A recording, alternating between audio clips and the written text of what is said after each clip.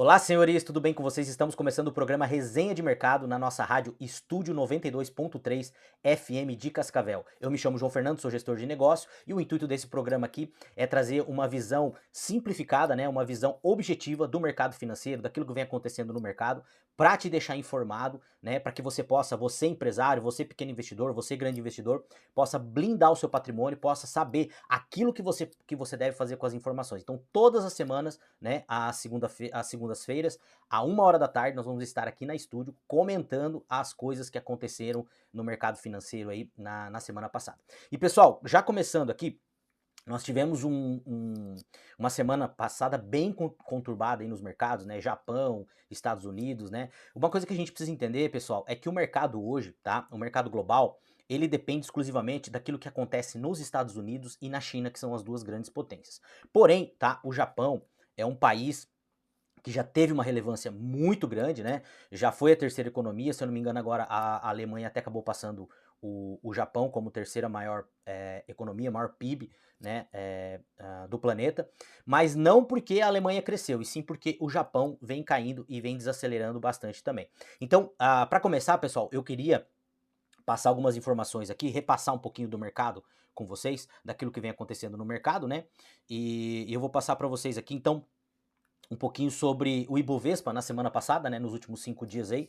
O Ibovespa fechou na sexta-feira com 130 mil pontos, né? Teve uma alta de 3,79 aí nos últimos 5 dias. Então, a semana passada foi a semana começou conturbada ali pro Ibovespa, né? Mas a semana acabou boa pro nosso índice aqui, tá? Passando o SP500, né, nós fechamos aí a semana com 5.344 pontos, uma alta, né, de 3,75 aí nos últimos dias, tá? Então, a gente teve aquele balançar que a gente já vai passar algumas informações por que aconteceu, né? O mercado deu uma balançada aí no começo da semana, mas acabou fechando a semana no positivo. Só falando alguma coisa, pessoal, em relação ao Ibovespa e o SP500, tá? O mercado brasileiro e o mercado americano, nós vimos 2023, tá? Todos os analistas diziam que nós tínhamos um cenário onde é, o mercado financeiro brasileiro era crescimento, tá? Todos estavam apostando aí num crescimento grande do mercado financeiro brasileiro e numa retração do mercado americano em relação ao ano passado. O que a gente escutava? Que a bolsa americana estava cara e que a bolsa brasileira estava muito barata. Isso é o que a gente escutava no começo de 2023 e a gente escutava também aí dos analistas de que o dólar, né, deveria ficar controlado ali, terminasse ali 2023, 2024 em um patamar bem menor do que ele está hoje, tá, pessoal? E o que a gente já vinha falando na bancada o ano passado, né? O que eu dizia era o seguinte, gente, é o contrário. A bolsa brasileira tá barata e ela continua mais e ela continua a bolsa brasileira ela tá cara e ela continua cara e ela vai ficar mais cara. Por quê? Porque a gente via o movimento macroeconômico que o nosso governo vinha tomando. Então, pessoal, o que eu sempre falo? Eu digo o seguinte, a música que nós vamos dançar aqui, ela é ditada lá em cima. Por isso que é muito importante você empresário, você pequeno empresário, você cidadão, conhecer um pouco de mercado financeiro. Por quê? Porque o dólar, porque tudo aquilo que é feito lá em cima acaba impactando a gente aqui embaixo. Então a música que é tocada lá é o ritmo que a gente vai dançar aqui. Então é muito importante que você conheça o que está acontecendo lá. E esse é o intuito do nosso programa aqui. Todas as semanas eu vou trazer isso descomplicando para vocês, tá, pessoal? É muito, muito, muito importante que você saiba o que tá acontecendo. Então, a previsão dos analistas, né, era que a bolsa brasileira estava barata, então eles falavam que em 2023 nós teríamos que comprar bolsa, né, e não comprar e bolsa dos Estados Unidos estava cara. Se você pegar meus vídeos na bancada, né, do Jornal da Manhã, você vai ver que eu já falava desde o ano passado, gente, é o contrário. Brasil, eu acho que tá caro pelo que tá acontecendo e vai ficar mais caro pelo que vai acontecer. O dólar vai subir, né, e os analistas falaram que o dólar ficaria controlado e a bolsa americana tá barata. E foi justamente o que aconteceu.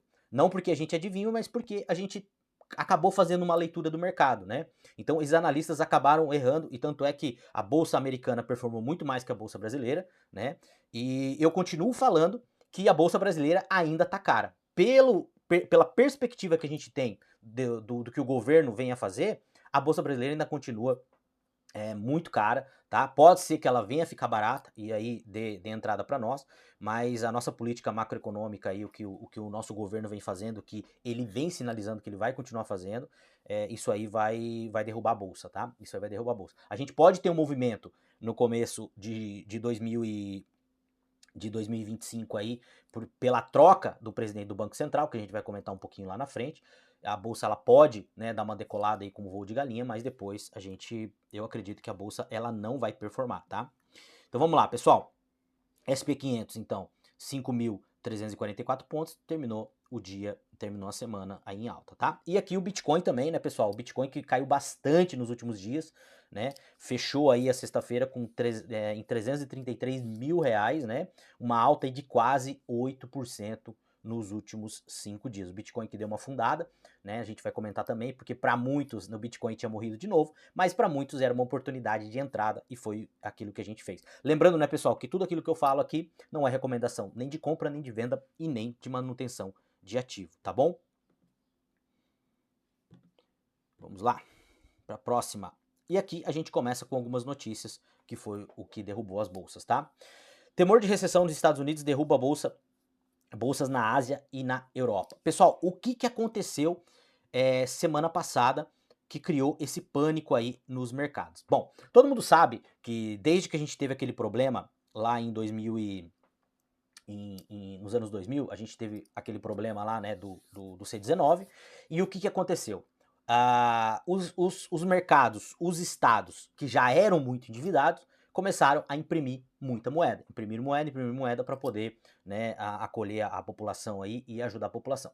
E a gente sabia que essa conta, ela iria chegar em alguma hora, e essa conta começou a chegar. Começou a ter inflação na Europa, nos Estados Unidos, né? O próprio Japão começou a ter uma inflação muito alta. O Brasil, tanto é que o Banco Central brasileiro, né, o Campos Neto, foi o primeiro, né, se eu não me engano, o primeiro ou um dos primeiros aí no mundo a subir a taxa de juros, né? Inclusive ele ganhou alguns prêmios aí, porque ele pegou o time certinho e ele acabou controlando a nossa inflação aí a tempo. Tanto é que o Brasil foi o país que melhor se equilibrou aí depois dessa crise, né? Mais rapidamente. E depois que entrou esse governo que está agora, eles começaram a ter uma política fiscal que acabou também criando essa expectativa de volta aí de inflação. Mas enfim, o que aconteceu nos Estados Unidos? Os Estados Unidos, eles precisavam diminuir lá os empregos, né? Eles precisavam desacelerar a, a, a inflação. E como que o governo faz isso? Pessoal, olha que loucura, olha que anomalia que é isso.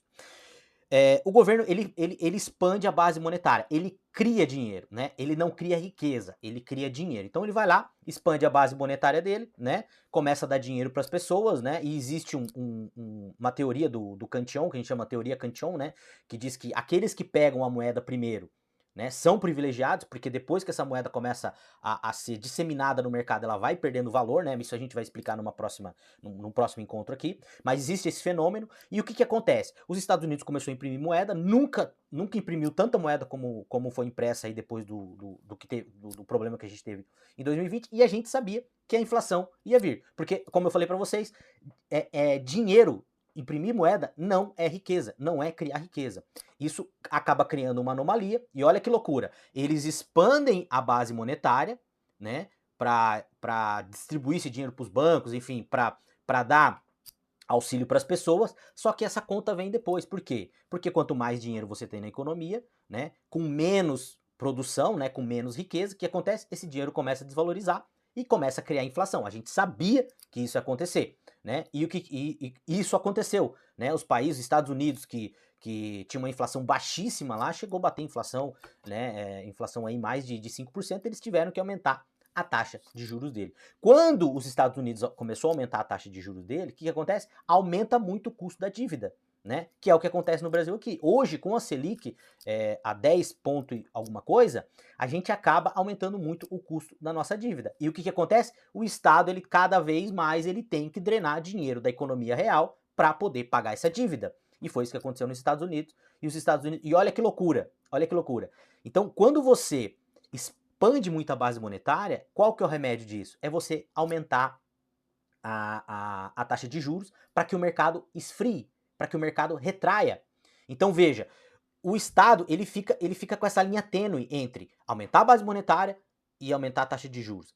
Aumenta a taxa monetária, aumenta a inflação. Aí eles aumentam a taxa de juros para esfriar o mercado, para daí baixar a inflação. E isso é uma anomalia que o Estado acaba criando, aumentando a base monetária.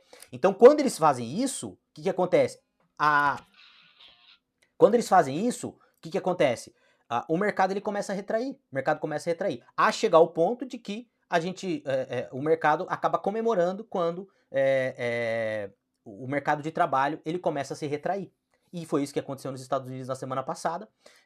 Eles tinham lá uma meta, né, de criação de empregos, né, e essa meta não foi cumprida, foi muito abaixo do que eles esperavam, e todo mundo começou a achar que era crise, crise, crise. Essa informação acabou se disseminando aí em todo mundo, e a gente acabou achando que os Estados Unidos, né, estariam entrando em crise. Se os Estados Unidos entram em crise, todo o resto do mundo entra em crise, já sabendo que a China, né, tem uma bolha imobiliária lá, que eles estão tentando contornar esse problema, e a gente sabe que no final das contas não existe contorno de problema. Uma hora essa conta chega e uma hora essa conta tem que ser paga. Né? E a gente acaba pagando essa conta. Eu sempre falo, né, quando eu tô na bancada, eu tô conversando com alguém sobre essa questão da economia, as pessoas falam assim, mas o Estado, ele é diferente das empresas, das famílias, né? O Estado é diferente, ele pode imprimir dinheiro, ele pode imprimir dívida. E não é, pessoal. Na verdade, não é. Isso é uma conversa fiada, não é. Eu sempre falo isso pra vocês. O Estado é igualzinho à tua casa, é igualzinho à tua empresa. A diferença é que o Estado tem um limite de alavancagem maior que a sua, né? Quando o Estado está imprimindo moeda, na verdade ele está imprimindo dívida, né? Porque não tem lastro, isso é dívida. Ele tem um limite de alavancagem. Você pode ver o que aconteceu com a Venezuela, você pode ver o que aconteceu com a Argentina. Então você tem um limite. Quando você passa esse limite, você começa a destruir a economia. E quem paga são as pessoas, né? Lá na tua casa, você tem um limite de alavancagem. Você pode se alavancar no teu nome, você pode se alavancar no nome dos teus filhos, da tua esposa, enfim, das pessoas que estiverem próximas a vocês, desde que essas pessoas deixem você se alavancar no nome delas, né? A diferença entre as pessoas e o Estado são duas. O Estado pode se alavancar, né? E ele pode se alavancar no teu nome sem você deixar. Então ele vai lá, se alavanca, faz a dívida e quem acaba pagando é você. Então a gente teve todo esse problema nos Estados Unidos aí, com essa criação menor, né, de empregos, e todo mundo começou a achar que realmente a gente ia ter uma recessão. No final de semana, né, a gente viu que as coisas não eram dessa forma e o mercado começou a reagir.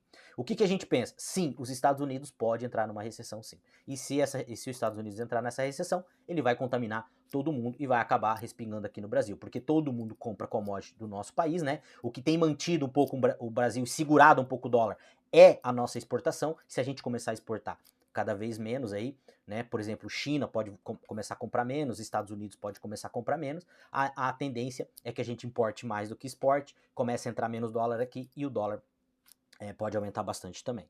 Tá bom, pessoal? Vamos pro próximo lá. E nós tivemos outra notícia aqui, tá? Que o Japão também aumentou a taxa de juros deles, né? E nós tivemos um crash na bolsa lá, né? A gente teve lá um crash que foi o maior aí desde 1987 lá na Segunda-feira Negra japonesa lá. O que aconteceu, pessoal?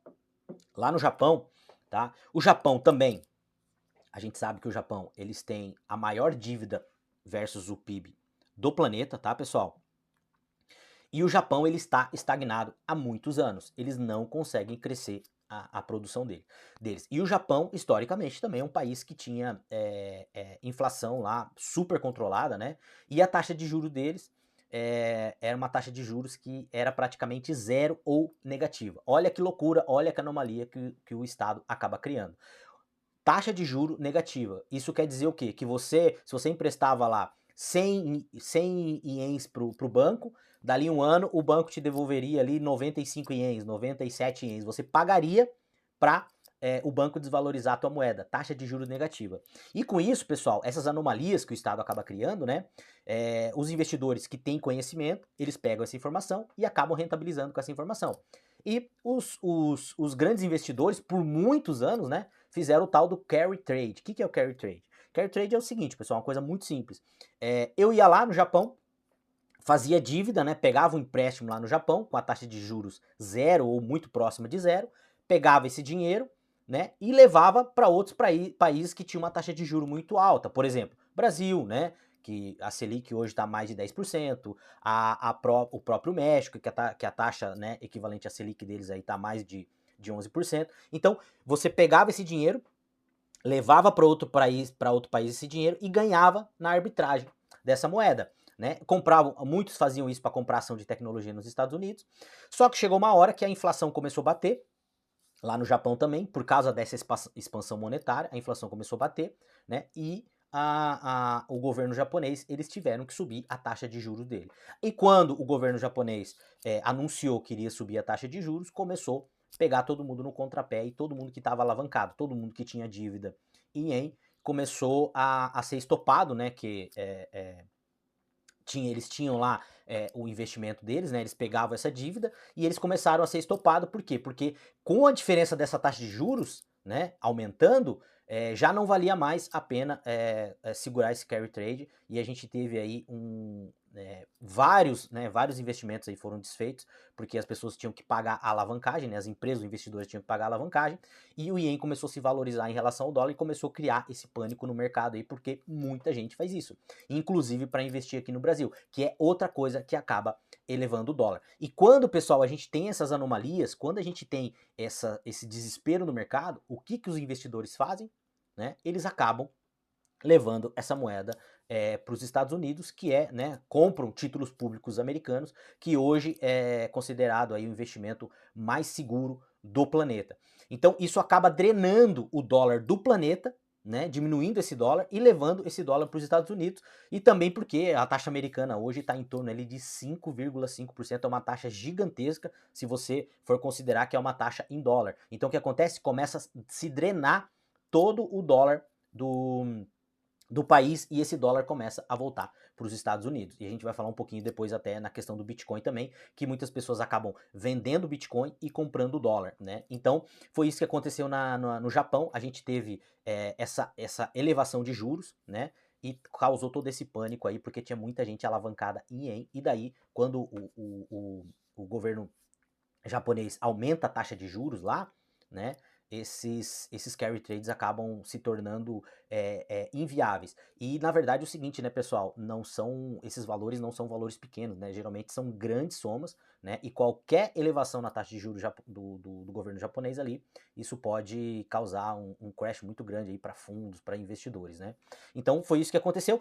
Aí no final da semana, né, o governo japonês veio a público, né, e acalmou o mercado e disse que ele não vai mais mexer na taxa de juros enquanto o mercado, né, financeiro global não esteja equilibrado aí, para não causar mais pânico no mercado, tá bom? Vamos para a próxima notícia lá. E aqui uma coisa muito interessante, né? Falando um pouquinho sobre Bitcoin, né? Baleias compram a queda e podem cacifar o Bitcoin a 71 mil dólares, apontam analistas. O que aconteceu, pessoal? Então, com esse medo, com essa crise aí que aconteceu essa semana aí, né, ou esse medo da crise, o que acabou acontecendo? Muitas pessoas, muitos investidores que tinham alavancagem em Bitcoin, ou que estavam comprados em Bitcoin, acabaram vendendo. E isso é uma coisa que a gente vê, né? A gente fala aí do investidor sardinha, né? Que a gente vê no mercado, que quando você está investido lá e o mercado começa a cair, a grande maioria dos investidores entram em desespero e acabam vendendo seus investimentos, muitas vezes com prejuízo, e é aí que as grandes baleias, os grandes investidores acabam comprando, né? Então, como diz a matéria aqui, o que aconteceu? Muitas pessoas foram lá e venderam Bitcoin, né? E os grandes investidores, os grandes fundos entraram comprando, valendo Bitcoin, porque o Bitcoin começou a cair. E essa é a diferença do investidor inteligente e do investidor que não tem tanto conhecimento assim, pessoal. Porque veja, todas as vezes que a gente tem uma crise, todas as vezes que a gente tem, né, uma crise no mercado, né, o mercado, a tendência é ele cair. E pessoal, o mercado financeiro é o único mercado que te dá a oportunidade, tá? Que te dá a oportunidade de comprar uma empresa, às vezes com 20, 30% do que ela vale. Então, quando você começa a investir, quando você está investindo, você tem que entender que o mercado financeiro não é um cassino. O mercado financeiro não é um lugar onde você vai entrar lá para comprar uma ação por 10 e vender por 15. Existem muitas pessoas que fazem isso, mas essas são as pessoas que geralmente acabam entrando no mercado, acabam tendo prejuízo no mercado e depois não querem mais saber de bolsa, falando que bolsa é cassino. E bolsa não é cassino, pessoal. Deixa eu explicar isso para vocês. O que acontece? O mercado financeiro é o único mercado que te dá a oportunidade de comprar uma empresa por um valor muito menor do que ele vale. Então, quando o mercado entra em pânico, essas pessoas que não têm tanto entendimento, eles começam a vender, começam a ficar desesperados e começam a vender e vender com prejuízo. O que os investidores inteligentes fazem? Ele olha, por exemplo, a carteira dele, né? Por exemplo, lá na crise de 2000, eu não vendi quase nada do que eu tinha, né? O que aconteceu? Eu comecei a olhar para minha carteira e vi empresas lá, como Bradesco, Itaú, né, derretendo, e eu falei, mas o que está acontecendo? Os bancos vão acabar? As grandes empresas vão acabar? As pessoas vão parar de comer? Não, as pessoas não vão parar de comer. E por que então por que esse desespero, né? Veja, o mercado a curto prazo, muitas vezes ele age sem coerência. Então o que acontece? Eu comecei a ver aquelas empresas que eu falei, não, mas não é por aí. Eu vou comprar mais. Por isso que é muito importante você, pequeno investidor, você, médio investidor, você, grande investidor, você sempre ter um caixa. Você sempre tem que ter alguma coisa ali em renda fixa, alguma coisa em caixa. Por quê? Porque quando acontecem essas anomalias, você entra comprando. Que foi o que aconteceu. Não é nenhuma recomendação, mas eu entrei comprando Bitcoin, eu entrei comprando algumas ações que eu tenho lá fora. Por quê? Porque a bolsa deu oportunidade. As pessoas que não têm entendimento acabam vendendo na crise, vendo lá, porque eles olham no home broker deles lá e vê lá, ele tem um patrimônio lá de 50, 100, 200 mil, 10 mil, e ele vê lá que caiu para 8, ele começa a entrar em desespero, ele vai lá e vende. Mas ele não entende que aquela é uma oportunidade. Porque veja, você é empresário, você que está assistindo nosso programa, se a tua empresa vale, sei lá, R$ 1 milhão, né?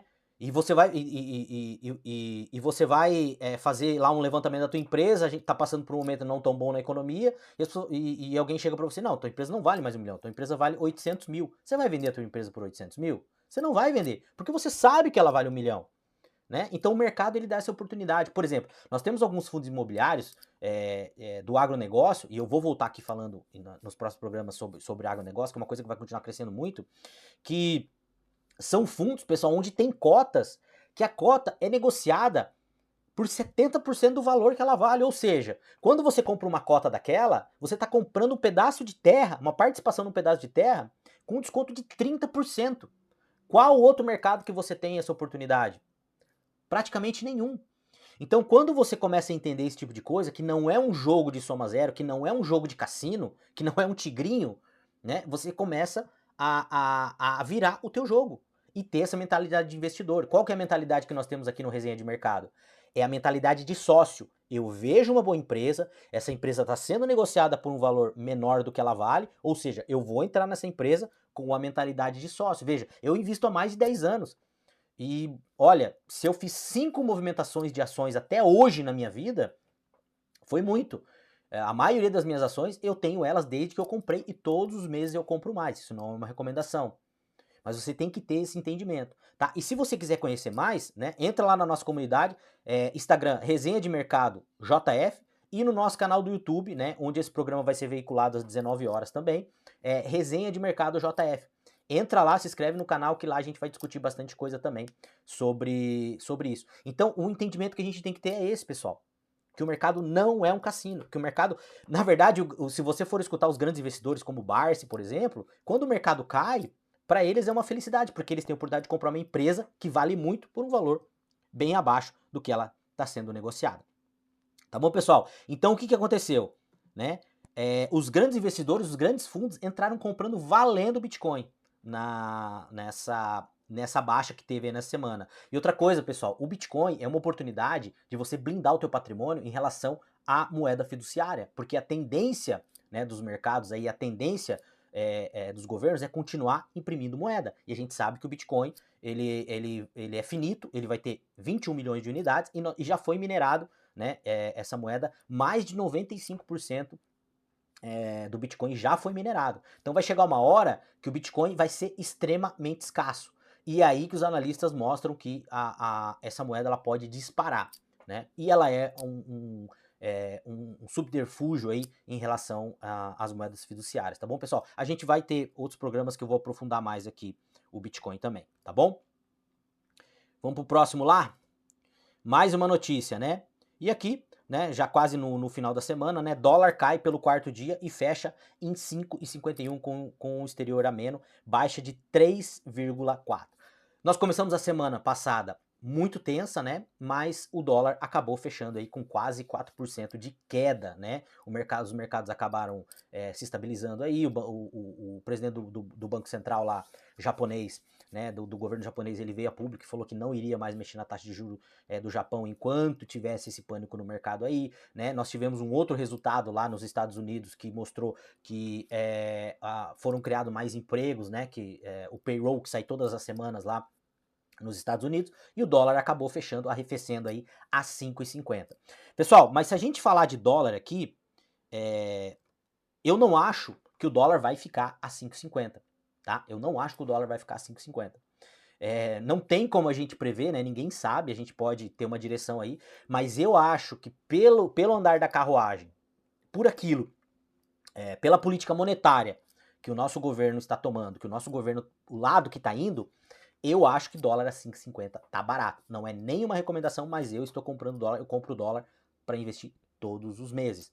Então, você pequeno investidor, você gestor, você profissional de qualquer segmento, você precisa comprar dólar todos os meses. Aliás, você precisa diversificar o teu patrimônio, o teu portfólio. Hoje, para você abrir uma conta numa corretora nos Estados Unidos para tirar o dinheiro da jurisdição brasileira, você abre em 5 minutos, como você abre conta em qualquer banco, né? Em qualquer banco digital aqui no país. É muito simples, tá? E se você não sabe como fazer, entra lá no nosso Instagram, nossa comunidade lá, que a gente vai bater papo lá, eu vou conversar com vocês e eu vou ajudar vocês. Então, pessoal, o dólar a 5,50, tá? Ele deu uma arrefecida e dólar sempre é entrada, tá? Sempre é entrada. Às vezes pergunta, mas o dólar agora tá muito caro, eu não vou entrar, eu vou esperar um pouco. Gente, dólar sempre é entrada. Por quê? Porque historicamente o juro no Brasil, né, a inflação no Brasil, historicamente é mais que o dobro do que nos Estados Unidos. Ou seja, a nossa moeda, historicamente, ela desvaloriza mais que o dobro do que a moeda americana. Então, historicamente, o real sempre vai desvalorizar mais do que o dólar. Então, dólar sempre é uma boa compra. E eu falo para vocês, pelas coisas que a gente entende que vai acontecer lá na frente, se acontecerem, se o governo manter e fizer o que eles estão fazendo, tá? Dólar a 5,50 tá barato, tá bom? Não é nenhuma recomendação, mas o dólar tá barato. Vamos lá para a próxima, pessoal, pra gente fechar aqui, tá? E aqui, né, mostrando aquilo que a gente vem falando para você aqui, ó, IPCA, né? A notícia aqui, IPCA de julho acelera para 0,38 e atinge 4,5 em 12 meses. É aquilo que eu falei para vocês, né? O dólar a 5,50, se continuarem as coisas do jeito que estão, se o governo continuar expandindo os seus gastos do jeito que eles estão, dólar a 5,50 vocês vão ter saudade. Então, não é uma recomendação, mas o dólar sempre é bom para entrar, tá, pessoal? Vamos para a próxima lá. E aqui, pessoal, né? E aqui nós temos uma matéria, tá, do Galípolo, que provavelmente deva ser o próximo presidente aí do Banco Central, né? Galípolo endurece o tom e derruba o juro ao longo do dia de IPCA, da IPCA acima do esperado. O que acontece, pessoal? Todo mundo estava com muito medo, tá? E todo mundo está com muito medo da entrada desse novo presidente do Banco Central. A gente sabe que o Campos Neto ele vai sair o ano que vem, final do ano ele sai. E a gente está com muito medo, porque esse presidente do Banco Central aqui provavelmente vai ser indicado pelo novo governo. Ele tem umas coisas assim meio estranha em relação à política monetária. E ele falou que ele vai manter a política monetária, que ele vai manter, né, a taxa de juros, que ele vai cuidar aí da moeda, né? Mas a gente sabe que chega na hora lá, muitas vezes, né, o Estado, esse governo, ele fala uma coisa e acaba fazendo outra. Então, dezembro vai mudar o presidente do Banco Central aí e eu não vejo, tá? Eu não acredito que não vai ter intervenção aí, eu acredito que realmente eles podem abaixar a taxa de juros na marra aí e isso aí vai aumentar o dólar também, tá bom, pessoal? E aqui a nossa última notícia, né? Já para a gente encerrar já, né? Justiça do Brasil gasta 1,6% do PIB e é a maior e a mais cara do mundo. Pessoal, só para a gente encerrar aqui, então essa notícia a matéria ela mostra ali que a justiça brasileira é a justiça mais cara do planeta. E desse valor que eles gastam, 80% vai para pagar salários, benefícios, enfim, várias coisas aí dos magistrados e de quem faz parte disso aí. É aquilo que muitas vezes eu falo, né? O Brasil é um grande condomínio, é um grande prédio, né? Onde nós arrecadamos lá, sei lá, 100 mil reais de condomínio, 80 vai pagar o porteiro e 20% fica para fazer a obra do prédio. Então, por essas coisas que você tem que ter essa mentalidade de investidor, por isso que você tem que ter essa mentalidade realmente de tirar, né, o teu patrimônio aqui do Brasil. O Brasil é um país maravilhoso, eu amo o nosso país, nós temos que lutar pelo nosso país, mas nós temos que ser inteligente aí com os nossos investimentos e a gente tem que fazer alguns movimentos aí para que a gente possa realmente blindar o nosso patrimônio. Tá bom, pessoal? Estamos chegando no final do nosso programa aqui, do nosso resenha de mercado. Vejo vocês aí na próxima segunda-feira. Não se esqueçam de se inscrever no canal Resenha de Mercado JF, no canal do YouTube, e no nosso Instagram lá, nossa comunidade, onde a gente vai bater mais papo lá. Se vocês quiserem, deixe perguntas aqui também, tá? Mandem perguntas lá no Instagram, que no próximo programa eu vou responder para vocês, tá bom? Nosso Instagram é Resenha de Mercado JF. Pessoal, vejo vocês na semana que vem. Uma semana abençoada, um grande abraço e valeu!